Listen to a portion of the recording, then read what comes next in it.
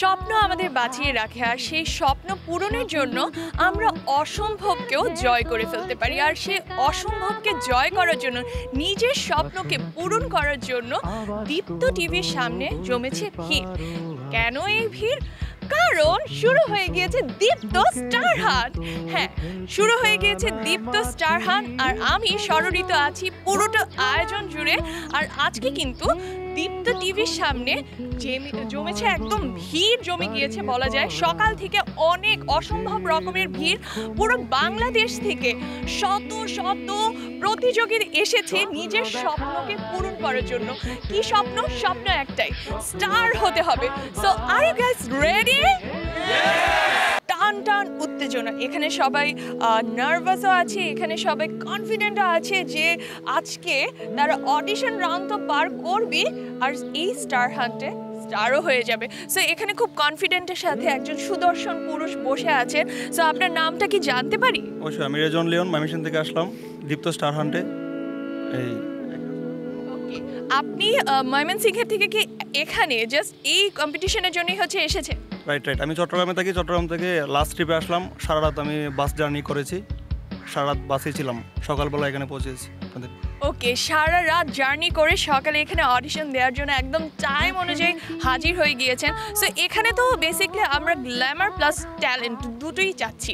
So আপনার অডিশনে আপনাকে ধরেন জিজ্ঞেস করা হয়েছে যে আপনার ট্যালেন্টটা কোন সাইডে, আপনি কি বলবেন? আমি অভিনয় করতে ভালোবাসি, অ্যাক্টর, এটাই স্বাভাবিক। আমি অভিনয় করতে ভালোবাসি। অভিনয় বাদে কি ভালো লাগে? আমার গান ভালো লাগে, গান করতে ভালোবাসি। গান গাইতে পারবেন? রাইট, গান গাইতে পারবো। হয়েছে দুটো লাইন। তোমারও লাগিয়া নিরালে বসিয়া, তোমারে যতনে করে ঘরেছে বিধি, কি জাদু করিলা পিরিতি শিখাইলা, থাকিতে পারি না ঘরেতে প্রাণ সজনী, থাকিতে পারি না ঘরেতে।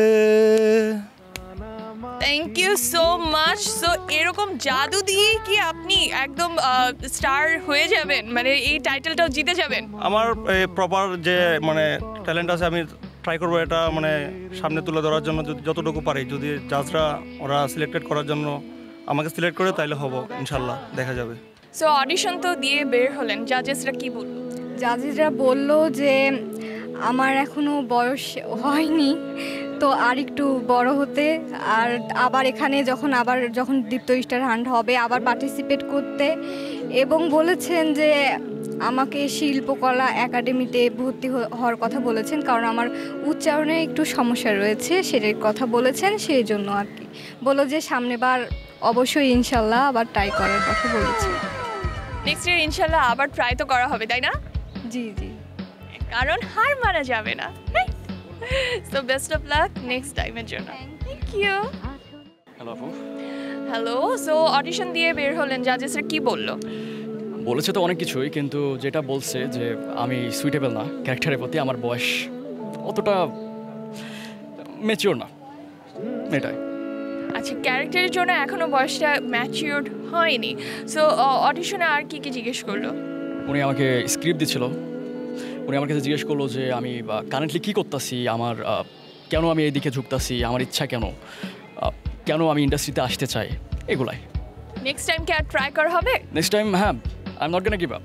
ওকে, এখানে দিই বা না দিই, কিন্তু ট্রাই করবো ইনশাআল্লাহ। গিভ আপ করা যাবে না একদমই।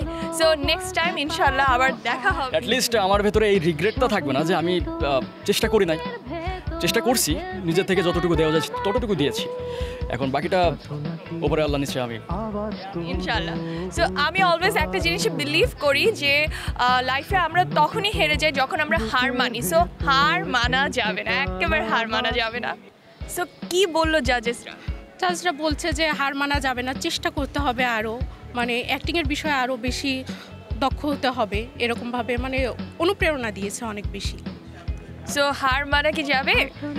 না, এখন মনে হচ্ছে না যাবে না, চেষ্টা করে যেতে হবে ইনশাআল্লাহ। Thank you so much. So হার মানা যাবে না, হার জিত অবশ্যই আছে, কিন্তু হার মানতে হবে না। তো জাজেসরা কিন্তু তাদের মতামত দিচ্ছে অডিশন রাউন্ডে প্রথম ধাপে সিলেকশন করছে। সো দেখা যাক যে অডিশন রাউন্ডের দ্বিতীয় ধাপে কারা ফাইনালি রিচ করতে পারে। দেখতে হলে থাকতে হবে দীপ্তর সাথে। আরেকজন চলে এসেছে অডিশন দিয়ে, চলুন তার সাথে কথা বলি আমরা। সো অডিশন তো দিয়ে আসলেন, কেমন ছিল অডিশন?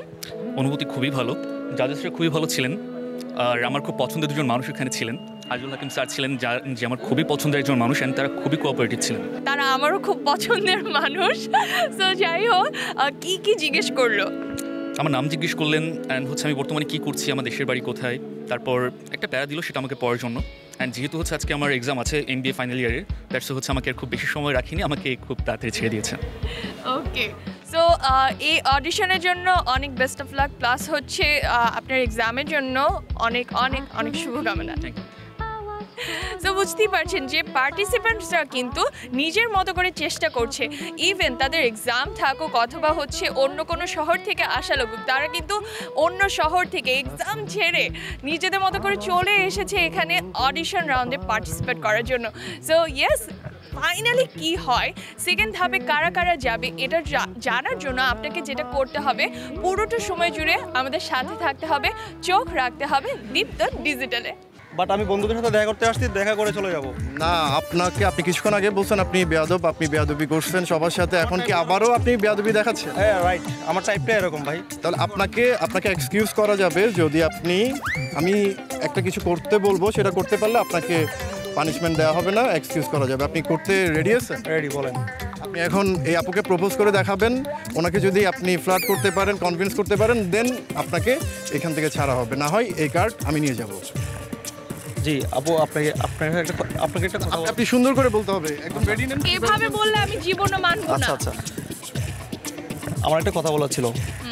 আপনাকে আমি দেখেছিলাম এই নিউ মার্কেট, ওই দিন আপনি রিক্সা থেকে নামলেন, বাট ফার্স্ট দেখায় আমি আপনার সাথে কথা বলার সাহসটা করতে পারি নাই। ভুল দেখেছিলেন, আমি নিউ মার্কেটে তো যাই না। আমার চেহারা সম্পর্কে ভালো আইডিয়া আছে, আমি আপনাকে দেখেছিলাম বাট কথা বলতে পারি নাই।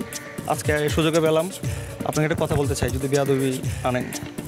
আপনি তো বেয়াদবি করে যাচ্ছেন, আপনি তো ওই রোলেই ছিলেন, এখন কিভাবে বিশ্বাস করব যে বেয়াদবি নিব না? না, আপনার যে ফেসের যে একটা মানে লেভেল, আমার এটা আসলে অনেক ভালো লাগছিল, আমি তখন বলতে পারি নাই, আজকে সুযোগে পাইলাম, আমি এটা বলতে চাচ্ছি। আপনি যাই মনে করেন, আমি বলে দিতে চাই আপনাকে,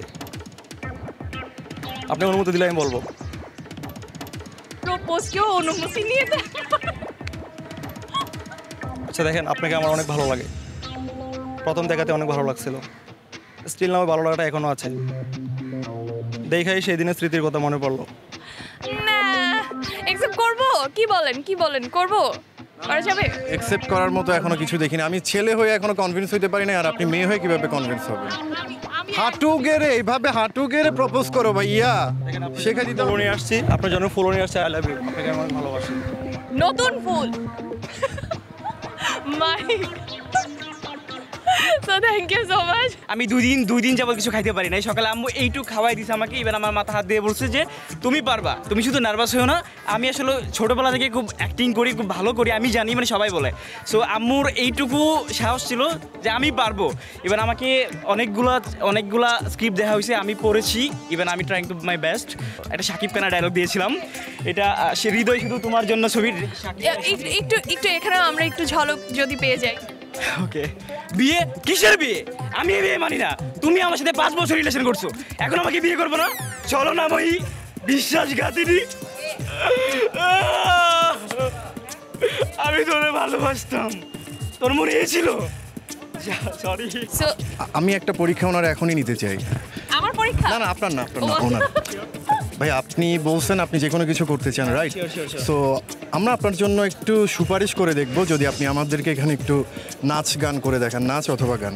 নাচটা তো না, ডান্সটা একটু আগে করা হয়েছে। কোনটা? আমি কখনো গাই নাই, বাট আপনাদের জন্য ট্রাই করতে পারি। ওকে জোশ, তাহলে গানটা শুরু করেন। আমি আগেই বলছি আমি কখনো হ্যাঁ, আপনি ভালো না। আপনি সুন্দর করে গান করতে পারলে আমরা দুজন মিলে সুপারিশ করব। হ্যাঁ ওকে। ইশারায় শীষ দিয়ে আমাকে ডেকো না, কামনার চোখ দিয়ে আমাকে দেখো না। সরি, এইটুকুই ছিল, আমি কখনো গান গাই নাই। আপনারাই কমেন্টস করে জানান ওনার জন্য কি আমরা সুপারিশ করবো, ওনার গানটা কেমন হলো। প্লিজ হ্যাঁ, প্লিজ আমার জন্য একটু সুপারিশ করবেন প্লিজ। অডিশন রাউন্ড দেখুন 15 ও 16 ফেব্রুয়ারি রাত 10টায় এবং 21 ফেব্রুয়ারি থেকে প্রতি শুক্র ও শনিবার রাত 10টায় দীপ্ত টিভি এবং দীপ্ত টিভির ডিজিটাল প্ল্যাটফর্মে।